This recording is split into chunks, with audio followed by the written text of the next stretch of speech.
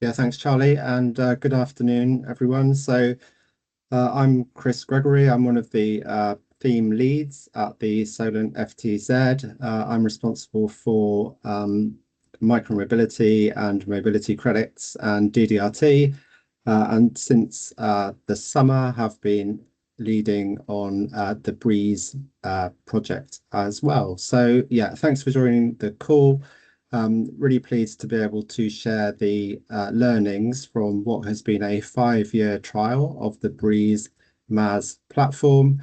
Um, After a period of mobilization, the Breeze app launched to the market in late October 2022 and was closed in October 2025. So we've got lots of data, lots of lessons learned. In fact, I was challenged to condense the number of lessons to share with you down to 5. So um, over the next 25 minutes or so, I'm going to provide some context to the Solent FTZ and the Breeze app, and then I'm going to run through 5 of the key lessons learned that we've identified. So on this slide, you can see a map which sets out the area of the Solent FTZ. So it's essentially all of Southampton City Council area, all of Portsmouth City Council area, the whole of the Isle of Wight, and the southern part of Hampshire. So 4 local authority partners. The Solent Future Transport Zone was one of 4 future transport zones in England, funded by the Department for Transport. You can see on the right there how our programme was divided into 2 themes. On the left, we have our personal mobility theme, and you can see that the mobility as a service offer, or the Breeze project, is really central to a lot of our outputs in theme 1. And then across on the left, we have urban logistics projects looking at drones and micro and macro consolidation. So a number of different definitions exist for mobility as a service. The definition that applied to our product was that MaaS is a type of service that enables users to plan, book, and pay for multiple types of mobility services through an integrated platform. So a simple 1-sentence definition to which we applied to the Breeze product. The Breeze product itself was a mobile application. It was the first multi-city app in the UK and one of the first to include a rail ticketing offer. I believe we were the first local authority partnership to be in a position to retail rail tickets, which was a significant achievement. In terms of the functions offered through the Breeze app, the 2 key functions were journey planning and the ability for users to purchase tickets, but the app also included real-time information for bus services and allowed users to validate their tickets, whether that be barcodes on bus or rail, or for micro mobility as well. So some key headline statistics on Breeze: 50,000 downloads, a user base of about 30,000. I'm not going to read through all of these, but 11 integrated operators, and average monthly transactions through the app approaching 6,000. So that gives you a flavour of the level of activity that took place in Breeze. Just to explain that Breeze was a complicated and extensive partnership involving multiple organisations. So on the governance side, the programme was funded by the Department for Transport, delivered through Solent Transport, which is the organisation that I'm representing today, but with heavy involvement from the 4 local authority partners that make up Solent Transport, so the councils of Hampshire, Portsmouth, the Isle of Wight and Southampton. A big focus on research. So the whole of the FTZ programme was essentially a big research project that allowed us to learn and inform the direction of future transport. Southampton or the universities of Southampton and Portsmouth played a significant role in that research, and I'll touch on that a bit later. Breeze itself as a product was delivered in partnership with a range of suppliers. The most prominent supplier was Trafi, a provider of MaaS-based technology. But we had a range of other partners delivering functions such as payment processing, analytics, etc. We had the Breeze app developed by a marketing agency called Ubiquity. And importantly, we had a positive and direct relationship with our mobility service providers who were integrated into the app. So I'm not going to read out the list, but you can see there that there are a range of bus operators, water-based transport providing cross-Solent connectivity, micro-mobility, rail, enterprise car club.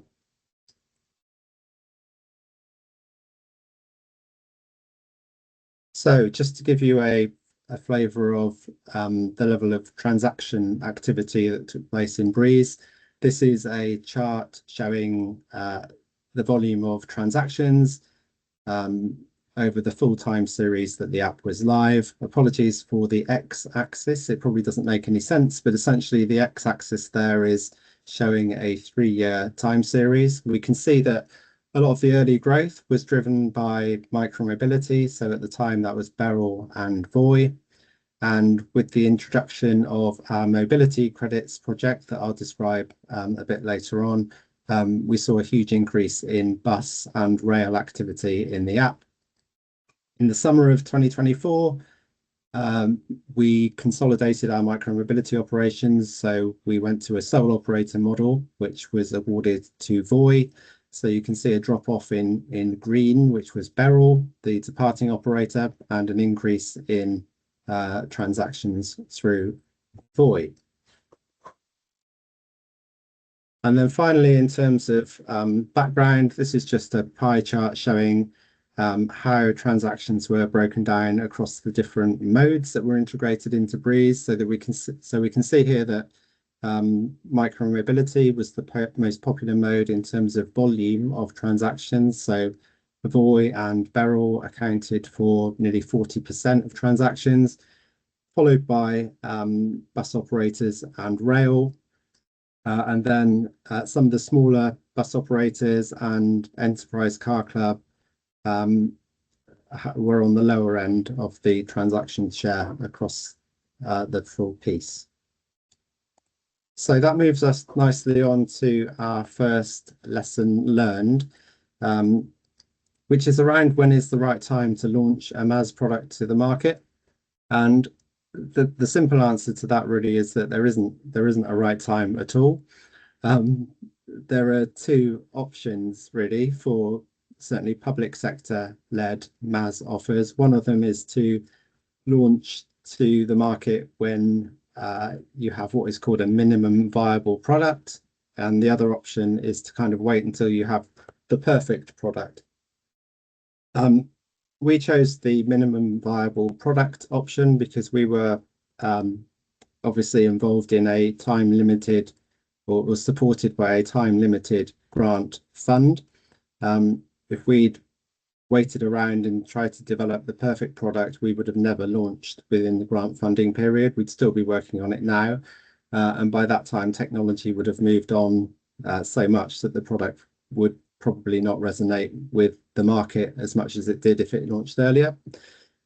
But the challenge with the MVP, or the minimum viable product option, is that you almost have to launch to the market with a product that isn't quite ready, or at least doesn't please all of your users. So for example, when we launched our minimum viable product Breeze app in October 22, it was a journey planner which had micro mobility only integrated into it, which probably would have disappointed some users who were seeking bus or rail integrations at that point. And one of the things we were never in a position to understand is how many of our potential users engaged with the product early doors and then didn't return. So yeah, something to think about there. So this chart shows the timeline of activity associated with the Breeze app, and it's actually way more complicated than this. This kind of simplifies things a bit, but there was a whole stack of activity that went into procurement and almost pre-launch stuff that took place from the award of the grant funding in 2022 right through to the public launch in 2020. So grant funding in 2020 and the public launch in 2022. So procurement was a huge task. The public sector is inexperienced in specifying and procuring MaaS suppliers. So we learned a whole load of lessons around that in terms of what to put in the spec, and admittedly not everything we needed was in that spec and we had to revisit it. But a lot of lessons learned there. Post launch, I mentioned what was available to the market at launch. So post launch, there was a lot of product development in terms of integrating additional transport operators into Breeze. So a lot of the bus operators came on board shortly after launch, along with rail, and then in 2023-24. The ferry operators were added and rail was expanded. But product development doesn't stop at integrations with operators. There were a lot of features added to the Breeze app over time, such as fraud prevention measures, dynamic QR codes, the rail expansion that I've mentioned. So lots and lots of groundbreaking work for a local authority to be able to launch and continue to develop and refine a MaaS product over time. And then just on the right there, 2025, we took the decision in the summer of 2025 to close down the app. So a lot of the focus of the last 3 or 4 months has been ensuring an orderly close down, and I'll touch on that a bit further on. So lesson 2 was that Breeze was the foundation for a range of secondary outputs and outcomes. So importantly, it wasn't all about journey planning, and it wasn't all about retailing tickets. Lots and lots of secondary outputs and outcomes, but I've just identified 4 here. So the first one is our mobility credits project. We developed and delivered what we think is the UK's largest mobility credits project, targeting nearly 3,000 residents in the Solent. And what we did was to offer them a Breeze credit, so free travel money through the Breeze app, and to see what impact that had on both their travel behaviour change and their quality of life outcomes. So we worked with four defined audiences. Firstly, residents aged under 30 who were in receipt of council tax support, so just under 800 of those. We also worked with residents seeking employment, training and skills, as well as food bank users. And our 4th kind of use class was really quite interesting. It was residents living close to new transport infrastructure investments, whether that be an active travel zone or a mobility hub. And we really wanted to understand whether providing them with free travel through the Breeze app encouraged them to make more use of those transport investments in their local areas. So some really interesting findings coming out of the mobility credits trial. There's been a separate webinar on mobility credits. The recording of that is available on the Solent Transport website if you'd like to find out more about that. Secondly, Breeze for Business. This was an intensive program of engagement with local businesses. Up to 50 businesses were engaged, both in terms of giving them the skills and knowledge that they needed to onward promote Breeze to their employees, but also really extending the mobility credits project specifically to certain businesses in the area. And again, some really good learnings from that, and that has also been the focus of a separate webinar that can be viewed on the Solent Transport website. Thirdly, the Breeze brand. So a really powerful brand that was developed after extensive market engagement. This is a brand that was trademarked by Solent Transport and will exist into the future. So it's available to our local authority partners, the forthcoming combined authority, should they wish to use it in a kind of transport environment going forward. It's available, and it had quite high levels of awareness amongst Solent residents, so it can be repurposed and used in the future. But that's a really good example of a secondary output. And then finally, the fact that Breeze was a catalyst for engagement, not only with consumers, but also as a catalyst for Solent Transport to position itself as an innovator in active and sustainable transport solutions. It brought us much closer to our transport operators and other partners in the region. And I've just put some examples there of some of the awards that Breeze was successful in securing over the time it was live. So on to lesson 3. So this one's really important. So Breeze was effective in delivering travel behaviour change and quality of life outcomes. Before I dive into a couple of charts on this, just to remind ourselves of the demographics of Breeze users. So Breeze users were typically under, or 50% of Breeze users were under 30 years old. 40% had an income under 25 grand. 66% lived in urban areas. 60% didn't own a car. And the split between male and female was basically 50-50.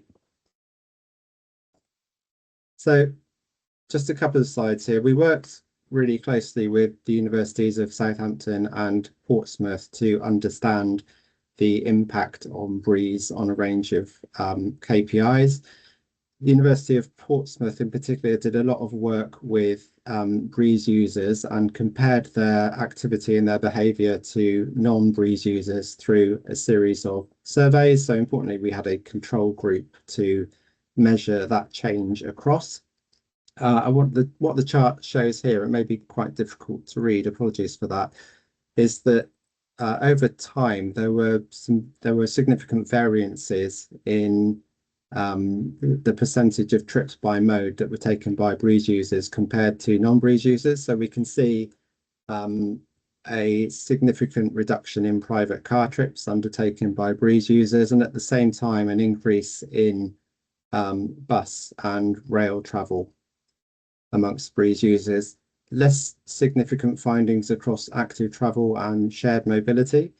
And it's important to quantify that these trip variations don't appear to be huge when you see them on a single graph like this, but when they're extrapolated out across all users over time, what that does is that it generates some estimations by the University of Southampton that low millions of private car trips or private car kilometers were removed each year that Breeze was live. And again, low millions of monetized user benefits and non-user benefits. So significant impact on travel behavior change and mode shift. Full details of that analysis are available or will be available in the final project report. So University of Portsmouth has provided a report on Breeze specific outcomes, impacts. University of Southampton has undertaken a programme-wide impact evaluation, and those reports will be published by Solent Transport in due course. The second chart I want to share here is just from our mobility credits project that I described earlier. And what this shows is the impact of mobility credits on what we defined as quality of life outcomes. So the chart on the left in the lighter blue, that shows the results of a question that was included in the 12-month survey. So what I mean by the 12-month survey is the end of trial survey for our council tax support recipients. So 800 of those. And the question basically asked, whether the provision of mobility credits had had a positive or negative impact on a range of quality of life outcomes, such as overall well-being, financial status, physical and mental health, and so on. And what you can see there is that the percentages of respondents who considered that mobility credits had had a positive or very positive impact were in the 90s, pretty much across the board for all of those metrics. That may not be surprising, given that the project delivered kind of free travel provision to what was a low-income audience for 12 months, but this is separate from travel behaviour change. So this is kind of a new field, if you like, for understanding how mobility credits impact on the quality of life. And then on the 14-month survey, which was a survey that was circulated to our participants 2 months after the mobility credits trial had ended, you can see that the responses are more mixed. Not surprising, because the mobility credits had been kind of absent for the 2 months previous, but still a fair degree of positivity among participants, which kind of indicates that for some at least, those behaviours that had been ingrained through the Breeze app through the trial period were continued after the trial, which is really encouraging. So moving on to how consumers used Breeze, I'm going to speed up a bit, but there's a series of charts here. So monthly active users, so approaching 5,000 active users every month, some variation over time, as you'll see from the chart. The volume of sessions that users had, so the volume of users that went into the app more than 10 times, that increased over time. But still, the majority of our monthly active users were only typically using the app once or twice every month. Percentage of monthly active users using public transport data. So this is interesting. So about approaching half of our users engaged with public transport data, either static timetables or real-time information.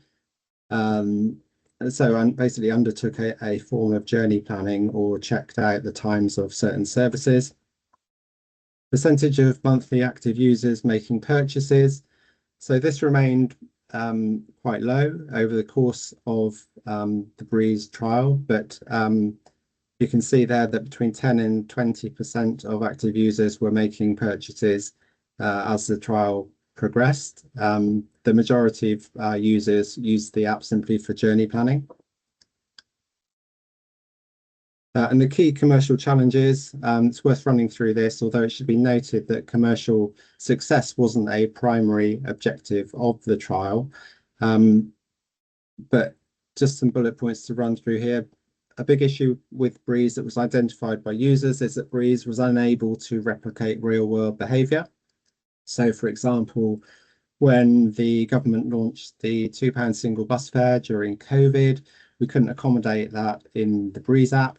Likewise, discounts or subscription products, particularly for micro-mobility, couldn't be accommodated, and products such as advanced rail tickets. In addition to that, modes that weren't integrated in the app, we had a lot of feedback around taxis not being included, particularly from mobility credits participants. There was a low volume of customers making cash transactions. There were actually more users in receipt of mobility credits making transactions than cash customers. Multimodal journeys required separate transactions. So when using the app, if you wanted to make a multimodal journey, you had to check out effectively each time you purchased a separate product. But saying that, the overall demand for multimodal journeys was fairly low. Consumers were loyal to operator digital channels, and operators had a limited appetite for promoting Breeze. Like, why would you if you see it as a competitor? But what we found was that certainly with our micro-mobility providers, Voi and Beryl, we included provisions in their contracts to ensure that they did promote Breeze, and you'll have or you may well have noticed a lot of Breeze branding on micromobility assets across the Solent over recent years. That was a very effective channel for driving usage of the app, but we didn't have those similar contractual relationships with other transport operators, and we saw less engagement with them promoting the app because they weren't contractually bound to do so. Cost of sales was high, and retained revenue from sales was low, and overall Breeze achieved a fairly low market share of all transactions on public transport and shared mobility in the Solent. So finally, on to reflections on closedown. So as I mentioned, Breeze closed on the 31st of October. It was a really difficult decision to make. Obviously, a lot of resource had gone into creating the Breeze product, and the decision was made in consultation with our local authority partners.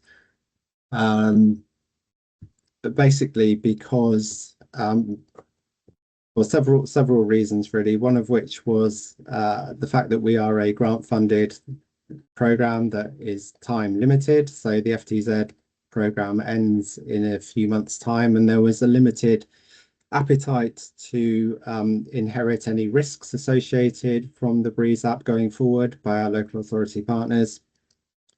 The decision to close Breeze almost came too soon, because with the forthcoming combined authority being established next year, this kind of MaaS platform is something that a combined authority may well wish to host. It's not up and running yet, so we weren't able to influence that decision. But yeah, and I guess the other thing to say is that our main supplier, Traffy, who we were working with, was really not in a position to work with us to develop the product so that it better met market demand.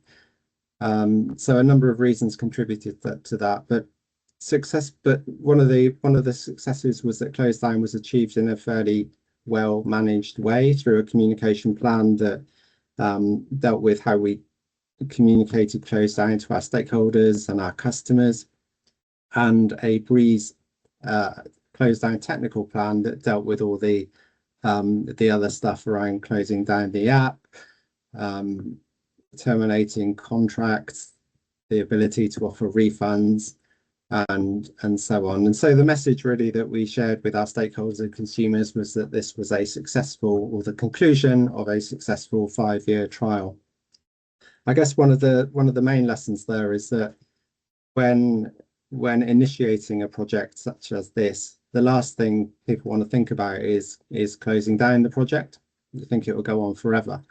And one of the lessons that we took was, or one of the things we identified, was that some of our supplier contracts, especially the one with our main provider, Traffy, was quite light on detail in terms of what would happen in a closed down scenario. So we managed to get through that, but I think it's well worth spending a bit of time to ensure that a closed down scenario is properly mapped out at the start of the project.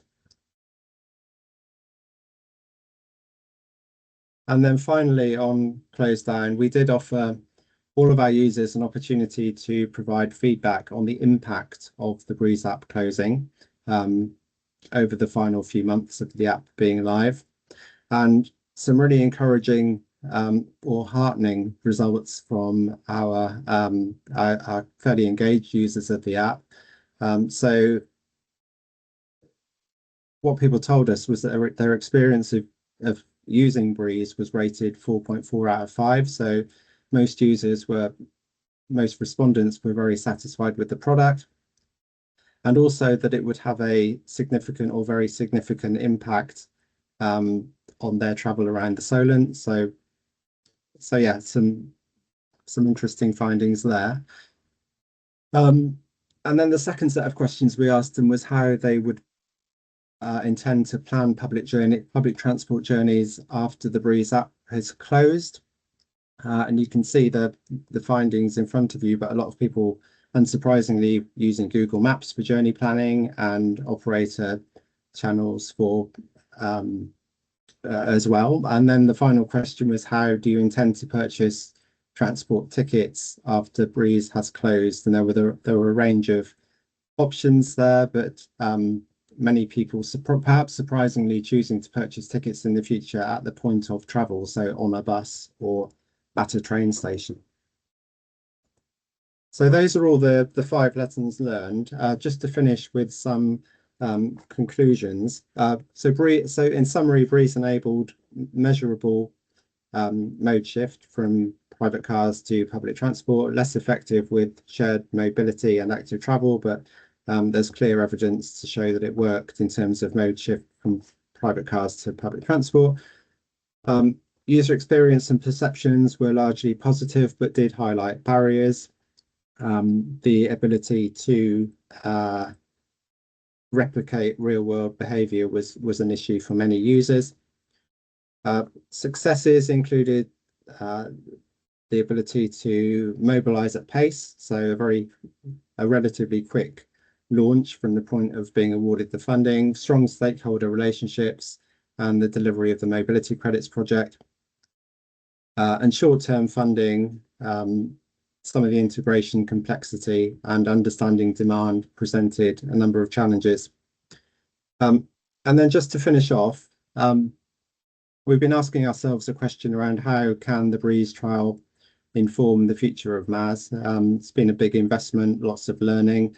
So one of the things we're doing at the moment is just to revisit MaaS in the Solent from a number of different perspectives. We're very conscious that the funding bid for the future transport zone in the Solent was written back in 2018-19, so things move very quickly in this sector. So we're doing some quick research with consumers and transport operators, the public sector, and with suppliers, just to pose the question about if we were to if MaaS was to relaunch in the future in the Solent, what would it look like, and so on. So we're working through that at the moment, and we'll have a set of recommendations early next year. So I have finished. I am slightly over time. Apologies for that, but I will hand back over to Charlie. Thanks, Chris. Yeah, fantastic presentation. Thank you. Really interesting and a real challenge, I think, to try and condense down 5 years worth of work into 5 key learnings. I think if you ask anybody on the Solent Future Transport Zone team or any of our partners who've been associated with the project, that in itself is quite a feat. But also, I think, you speak to anyone, they've got lots and lots more lessons to share. We've submitted a report to the DFT, which once they've had their way with it, we expect that to be made public to people. But in the meantime, we're quite happy to share insights from various aspects of the project, and they're being shared not just one-to-one with people, but also via our LinkedIn channel as well. This is now the Q&A section of our Lunch and Learn afternoon. I will turn people's mics back on. So if you would like to ask a question in person, then I will make that available for everybody. Equally, if you have a question that you'd like to ask, you can put it into the Q&A chat.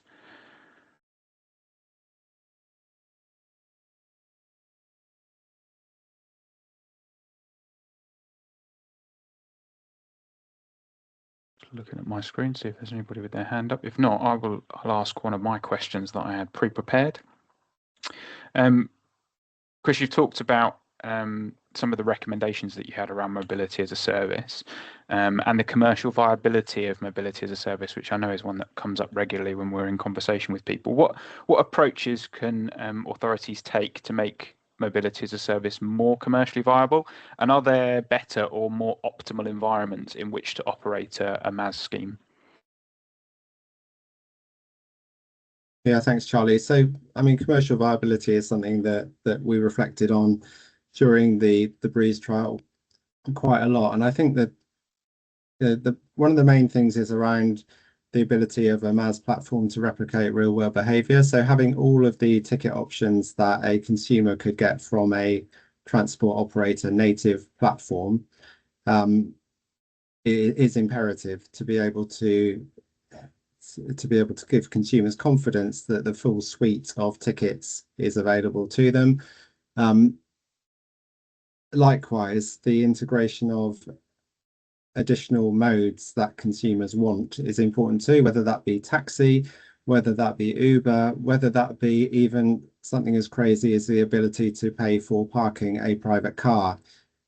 It needs to be a fully functioning transport delivery app that can support consumers in everything they want to do related to transport. In terms of the environment, I think one of the things we didn't have at the time in the Solent area was much control over transport operators. I know that in other areas in Europe where MaaS is quite successful, there